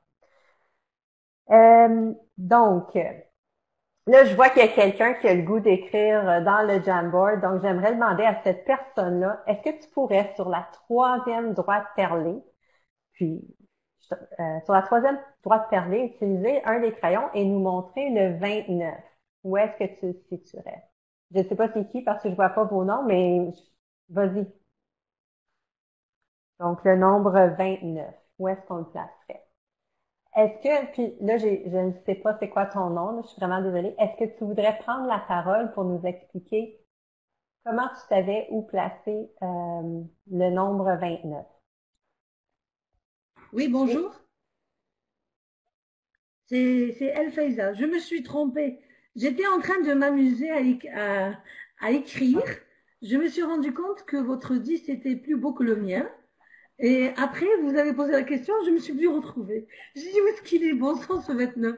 Bien, est-ce que tu veux que j'efface et que tu reprends le 29? Je crois que c'était ici. Oui, oui, avec plaisir. Oui. Ah, ok, tu l'as. Ok, continue, vas-y. On découvre. Oui, c'est ça, mais c'est correct. Vas-y, place le 29. Je te laisse. Alors, Et ensuite, tu peux nous expliquer comment tu as trouvé où était le 29. oh. C'est ici, en principe. Eh ben, j'ai compté par bande de 5. Par bande de 5. 5, 10, 15, 20, 25. Donc, je vais aller faire les 25, bandes. 26, 27, 28. Ah non, c'est plutôt ici. Hein. C'est plutôt là, je crois. 5. C'est plutôt ici, n'est-ce pas? OK. Oui, c'est des bandes de 5. Donc, c'est plus facile avec les couleurs. Donc, 5, 10, 15, 20, 25 et puis 29. 29. Donc, 26, 27, 28. Ouais. Mais j'ai fait des erreurs, hein. Je suis comme une élève. C'est correct. On est ici pour apprendre. Puis, avec les élèves, on peut prendre le même genre d'activité. Puis, eux aussi, parfois au début, ils vont se tromper. On pourrait demander ensuite à un autre élève s'il l'a compté de la même façon, d'une façon différente. Peut-être que certains élèves compteraient 10, 20, 30, moins 1 pour se rendre au 29. Donc, il y a plusieurs façons d'utiliser les repères, puis plus ils vont être habitués, là, je suis pas tout à fait au centre, là, mais plus les élèves vont s'habituer à utiliser la droite perlée, plus ils seront bons pour utiliser les repères. Et puis, ces repères-là sont d'autant plus importants quand on opère. La droite perlée est un excellent outil à utiliser, surtout en soustraction. Le fait que la droite est disposée sous forme de longueur aide beaucoup les élèves en soustraction. Et si on pense dans leur cheminement scolaire, leur apprentissage des mathématiques, éventuellement, ils vont pouvoir se servir d'une droite numérique avec les nombres. Ensuite, peut-être une droite numérique à intervalles, donc à intervalles de 5, de 10, pour ensuite utiliser une droite numérique ouverte. La droite numérique ouverte, c'est une droite qui n'a pas de nombre et l'enfant va choisir lui-même ses repères en lien avec ses stratégies. Donc, et ce qu'il faut se rappeler, c'est que c'est un outil puissant parce que l'élève va pouvoir s'en servir, que ce soit des nombres au-delà de 1000, 10 000, 100 000, on peut encore utiliser une droite numérique. Donc, s'il a vraiment bien compris comment utiliser la droite avec les plus petits nombres, il va pouvoir réinvestir avec les beaucoup plus grands nombres. Et la droite numérique est utilisée aussi en nombres décimaux pour opérer et en fractions. Donc, plus vous introduisez cet outil tôt, meilleurs seront vos élèves là, pour continuer leur cheminement. Le seul inconvénient, c'est qu'on n'a pas d'application, donc c'est vraiment l'idée d'en avoir une dans sa salle de classe. Vous pouvez en commander. Certains enseignants choisissent d'en faire avec des perles qu'on retrouve dans des boutiques là, d'artisanat, donc c'est possible. On suggère toujours de faire rouge et blanc, mais si jamais il manque de perles, vous pouvez utiliser d'autres couleurs, j'imagine, là, mais l'idéal, c'est les rouges et les blanches. Donc, moi, j'avais pas d'application, donc je l'ai fait dans un Jamboard et c'est possible aussi pour vos élèves. Puis, si jamais vous avez le goût de vous pratiquer, j'en ai mis plusieurs, donc vous pouvez y revenir tout à l'heure et pratiquer avec ça. Donc, je vais retourner à la présentation. Est-ce que vous avez des questions par rapport à la droite? Merci, Elfeza. Merci, René. OK. Donc, il y a une vidéo par rapport à la soustraction. En fait, la stratégie qui est utilisée ici, c'est additionner pour soustraire. La vidéo dure moins de 5 minutes, donc je vais vous laisser 5 minutes là, pour visionner cette vidéo-là. Et puis, ensuite, je vais continuer. Donc, ça va vous donner une idée comment on l'utilise en vrai. Et puis, aussi comment on l'utilise pour additionner pour soustraire. Donc, il était 38, je vais reprendre à 14h43.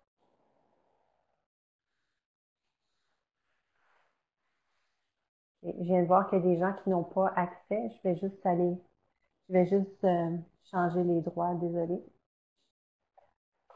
Voilà, je vous laisse 5 minutes, donc à 44. Elle ne dure pas 5 minutes, donc si vous essayez ce nouveau lien, ça devrait fonctionner.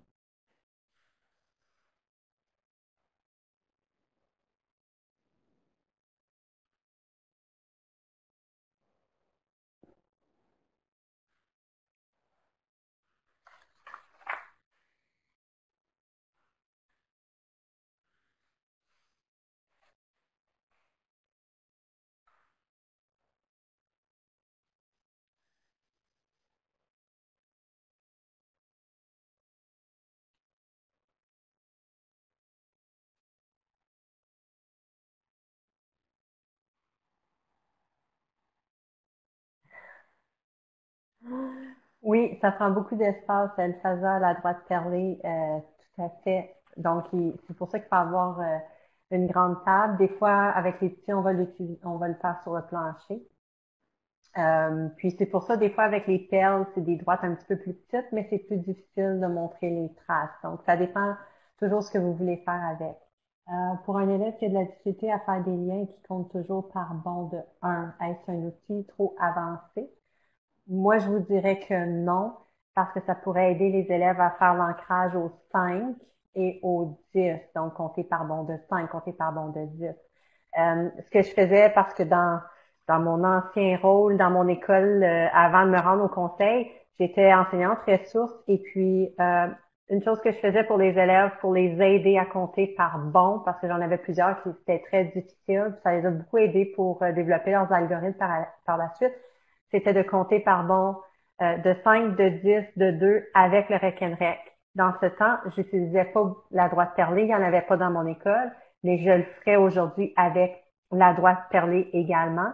Ce qui serait intéressant aussi, c'est de compter à rebours. Donc, je sais pas s'il y en a qui connaissent des trucs en orthophonie, mais une chose qu'on dit pour les élèves qui ont de la difficulté à mémoriser l'orthographe de certains mots, en orthophonie, on suggère d'épeler à l'endroit, à l'envers et plein d'autres stratégies, mais entre autres, épeler à l'envers, ça crée, il faut avoir une image du mot dans notre tête. Donc, c'est un petit peu le même principe. Si on compte à rebours, ça force l'élève à justement se créer des images dans sa tête et à mémoriser les bons quand on compte à rebours. Moi, j'ai eu du succès en faisant ça avec les élèves. Et puis, en plus de ces outils-là, j'utilisais la grille de nombre pour que l'élève fasse également le lien avec le nombre aussi. Il y a quelqu'un qui parlait de la maternelle jardin, qu'est-ce qu'on fait avec la droite perlée? Même genre d'activité, on peut placer des nombres, on peut compter. Donc, c'est aussi possible de le faire. C'est juste que les nombres vont être plus petits, mais si on a des élèves qui sont prêts à continuer avec les plus grands nombres, on y va. Et puis, il y a quelqu'un qui a parlé des bons. Donc, tout à l'heure, dans mon Jamboard, je n'avais pas nécessairement les bons décrits, mais oui, vous pouvez écrire les bons de 5. Vous pouvez même écrire comment l'élève compte 5, 10, 15, 20. Donc, oui, vous pouvez rajouter les traces définitivement. Ouais, j'ai eu beaucoup de succès avec compter à rebours en utilisant les outils. Donc, si vous avez des élèves que c'est plus difficile, essayez-le. Puis, c'est pas très long à faire avec les élèves, mais l'idée, c'est de le faire souvent. Donc, nous, on le faisait 4 fois par semaine, tous les jours. Là, j'avais quelqu'un qui m'appuyait puis qui le faisait avec les élèves avec moi. OK. Donc, ça, c'est en gros pour la droite perlée. Maintenant, je suis rendue avec les grilles, puis on n'a pas beaucoup de temps. Donc, ce que je vais faire, c'est encore une fois, je vais vous inviter à vous rendre dans le Jamboard. Et il y a beaucoup de grilles dans le Jamboard, sauf que je remarque qu'on est au-delà de 20 participants. Donc, il y a 2 liens dans le Jamboard. Prenez un des 2 liens, c'est pas grave lequel, et parce qu'il y a juste 20 cadres. Donc, je vous invite à vous prendre une page et représenter le nombre 49 et le nombre 63. Donc, ici, c'est Monsieur Crédité qui a 49 poivrons et 63 concombres. Représenter les 2 nombres et ensuite écrire l'égalité en dessous. Donc, représenter, écrire l'égalité pour ensuite les additionner ensemble. Je donne les explications un petit peu vite, là, mais essentiellement, rendez-vous dans le Jamboard et puis représenter les nombres pour les additionner ensemble. Donc, vous pouvez vous prendre chacun une page. S'il n'y a plus de cadre de disponible dans le premier lien, vous pouvez utiliser le deuxième. Étant donné qu'on est plus que 20 participants, si vous êtes habitué au Jamboard, vous savez probablement que on peut seulement faire 20 cadres par Jam. Donc, une fois que vous avez représenté le 49 et le 63, comment allez-vous les mettre ensemble pour pouvoir les additionner?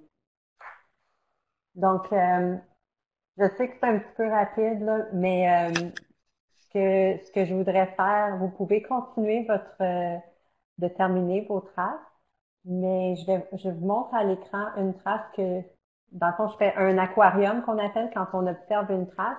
Donc, je connais pas le nom de la personne qui a fait cette trace-là, mais en temps normal, je voudrais inviter tout le monde à observer, puis on pourrait demander à la personne de nous partager ce qu'elle a fait. Donc ici, si je peux me permettre d'expliquer, je vois très bien le 49 à l'écran qui a été représenté, et puis ensuite le 62 de l'autre côté, et le petit X comme ça qui me montre qu'on en a, le 63, désolé, le petit X qui me montre qu'on en a enlevé un, puis j'en vois un qui a été ajouté ici, qui nous permet d'arriver à 50. Donc 50 plus le 60 plus 2, et puis la personne a écrit là son algorithme. Donc, ici, c'est un bon exemple de ce qu'on peut faire avec les grilles. J'ajouterais peut-être un peu plus de traces au niveau de l'algorithme. Par exemple, le 49 plus 1, je l'ajouterais. Mais ici, ça nous donne un bon exemple de la stratégie que la personne a utilisée.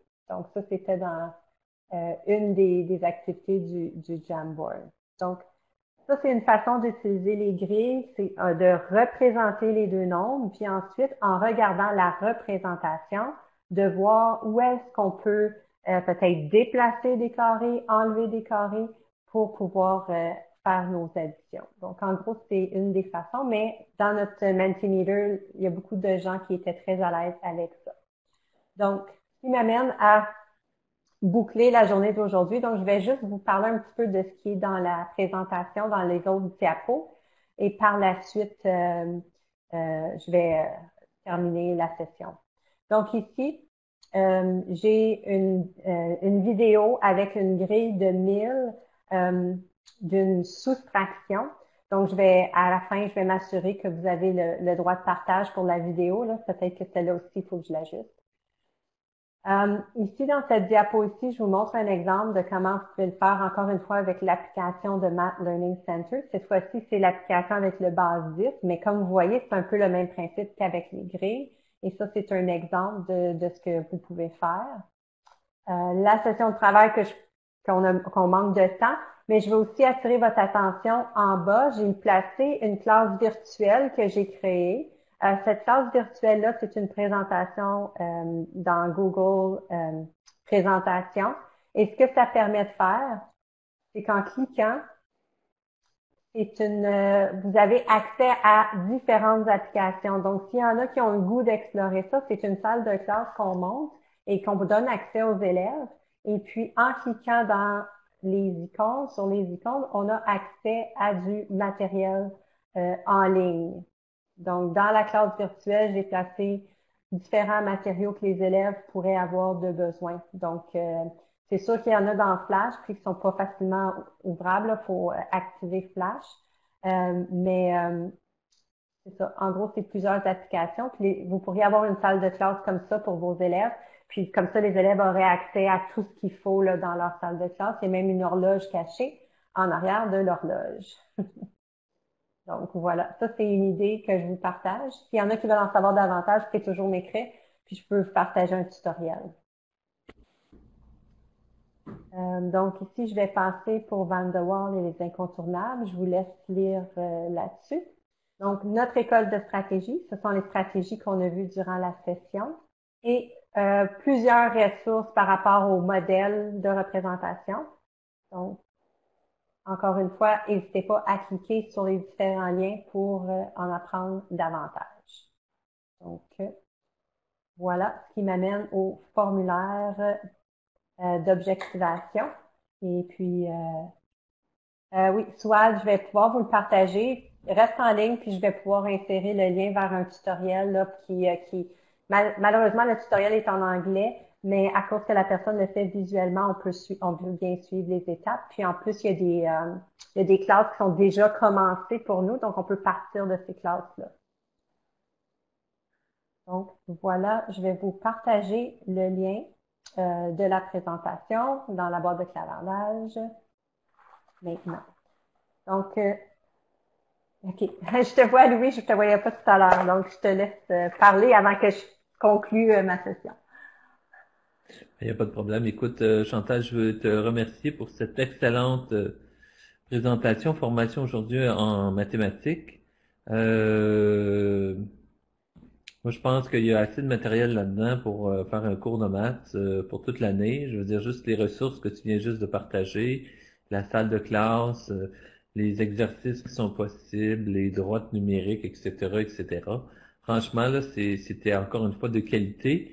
Et puis, merci d'avoir accepté de donner cette formation-là aux instituts. Bienvenue. Pour les gens, merci à vous aussi d'avoir pris de votre temps cet après-midi pour suivre cette formation. Je pense que vous ressortez encore une fois riche de stratégies et de contenu pour votre salle de classe et c'est vos élèves qui gagneront à la fin. Merci d'investir dans votre développement professionnel. Et puis, comme Chantal vous l'a dit, je vous invite à compléter, à remplir le formulaire de rétroaction. C'est super important.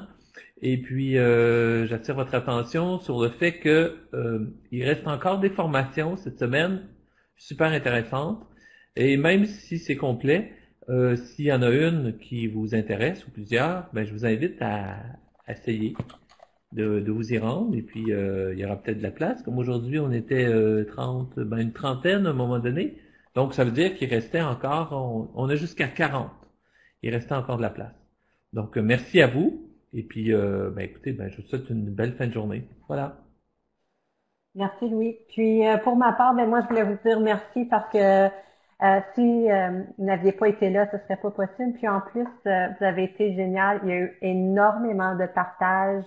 Votre participation aussi, c'était essentiel. Sans votre participation, sans que les gens prennent la parole ou partagent dans la boîte de clavardage, la formation n'aurait pas été aussi fluide et aussi enrichissante. Donc, merci à vous pour ça. Et puis, ça rend mon rôle beaucoup plus agréable. Donc, je vous remercie tout le monde. Puis, je vous souhaite une excellente rentrée scolaire.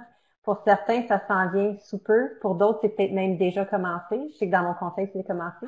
Mais je vous souhaite une superbe rentrée, puis que je vous souhaite que tout se passe bien en septembre. Merci. J'aurais juste une dernière question, Chantal, par rapport à la classe virtuelle. Est-ce que c'est correct si on la partage avec des collègues? Oui, tout à fait. Moi, c'est une idée qu'une enseignante m'a partagée. J'ai créé la mienne, mais surtout parce que j'ai déjà des liens dans la mienne. Fait que recommencez pas à chercher tous les liens. Prenez les images, prenez les liens, puis créez la vôtre. Allez-y. Puis mettez votre propre Bitmoji d'enseignante. Ça rend ça plus personnel. C'est le fun. Ok, merci, mais c'était super. Je suis vraiment contente d'avoir été ici. Merci. Puis bonne rentrée à toi.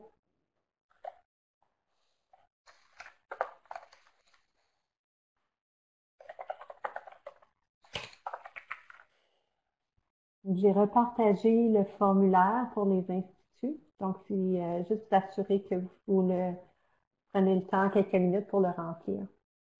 Bienvenue. Le tutoriel de mathématiques pour faire la classe virtuelle, c'est un lien. Je vais le repartager. Donc, c'est un lien qui a été fait par une autre enseignante.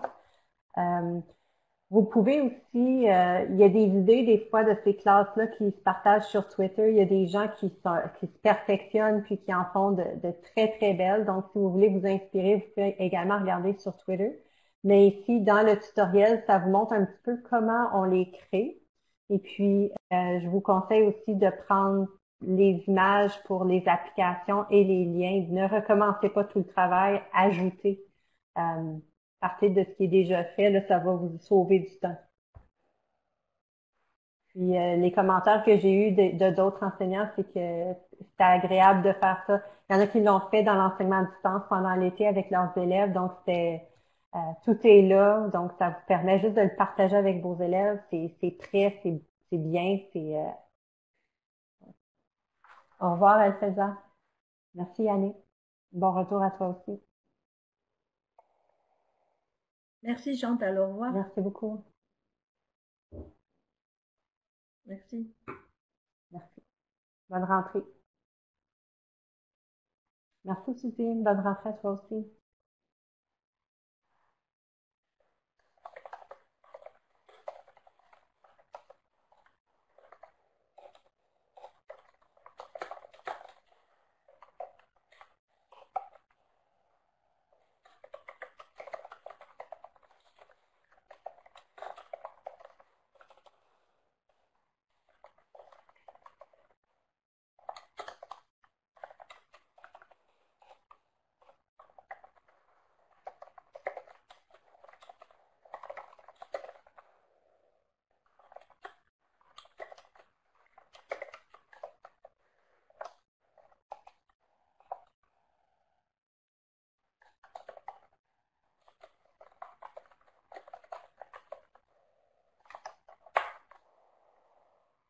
Fatima, je vais juste vérifier. D'après moi, dans le tutoriel, est-ce que tu as essayé avec le tutoriel parce que tu devrais être en mesure de faire une copie avec le tutoriel et puis la salle de classe que je vous ai mis en mode présentation est également disponible en bas. Ce que j'ai fait pour celui qui est disponible dans la présentation, c'est celui que je partage avec les élèves. De cette façon, les élèves ont vraiment juste la diapositive en mode lecture. Donc, ça prend la page au complet. La façon que j'ai fait ça, c'est que j'ai juste changé un mot dans le partage, puis ça me permet de le faire en mode présentation pour les élèves.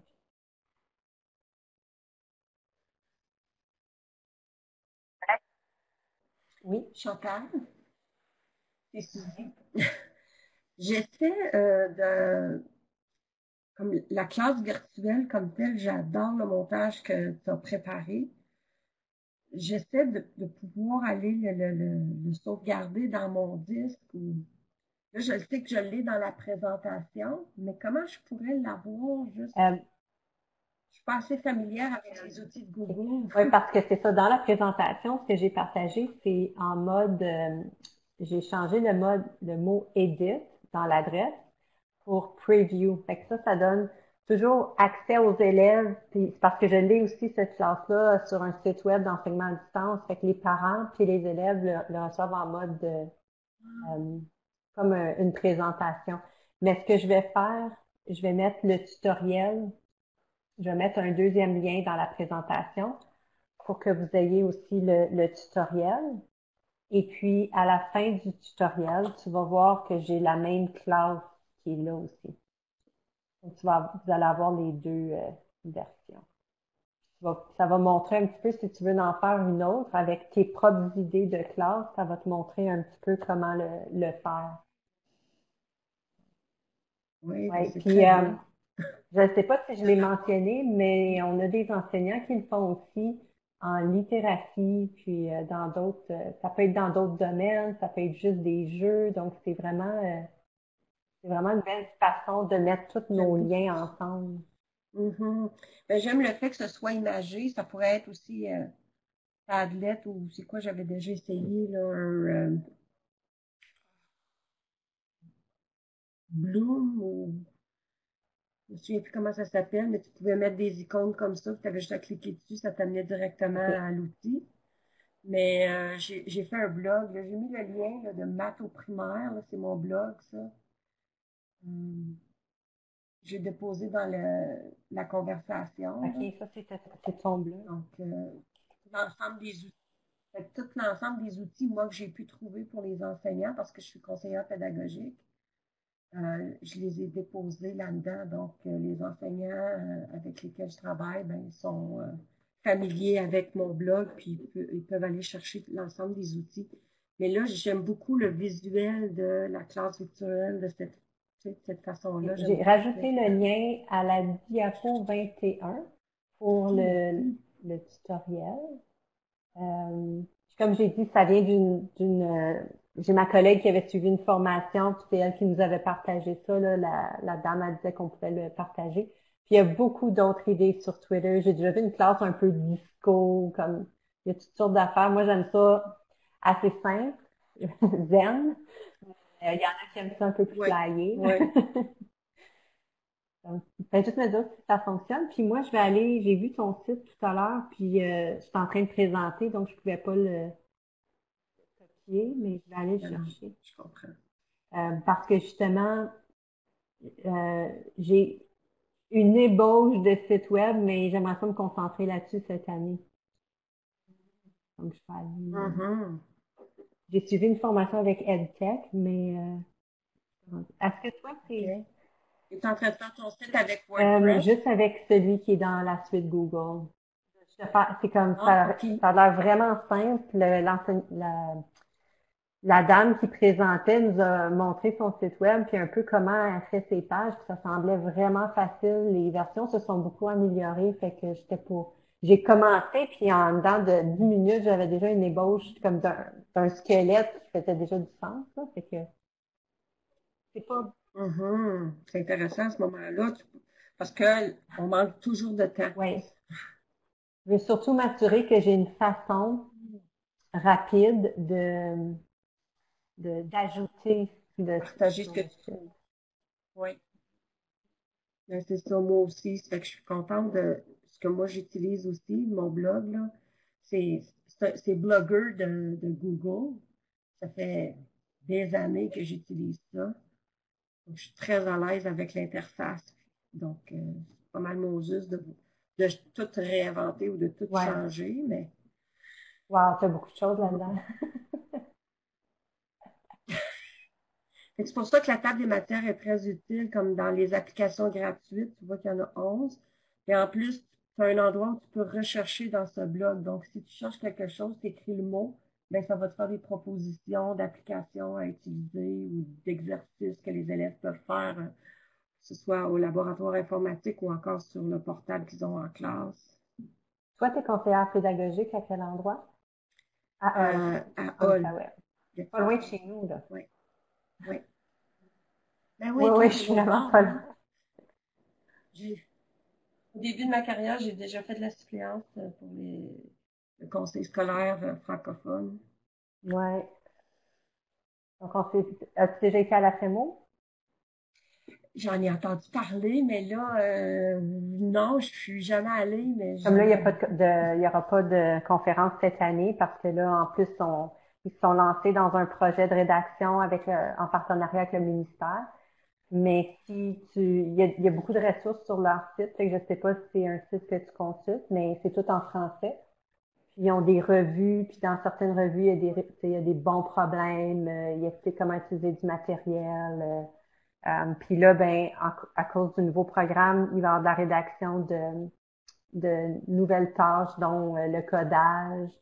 Euh, on va faire de la littératie OK. financière aussi en rédaction. Puis éventuellement, cet automne, il va avoir le lien vers le nouveau site web avec toutes ces ressources-là. Fait que si jamais c'est quelque chose qui t'intéresse, que moi je fais beaucoup de publicité parce que là, les gens ils posent beaucoup de questions. Mais si tu fais la recherche Ben pour oui. AFEMO sur Internet, tu vas trouver le lien. Puis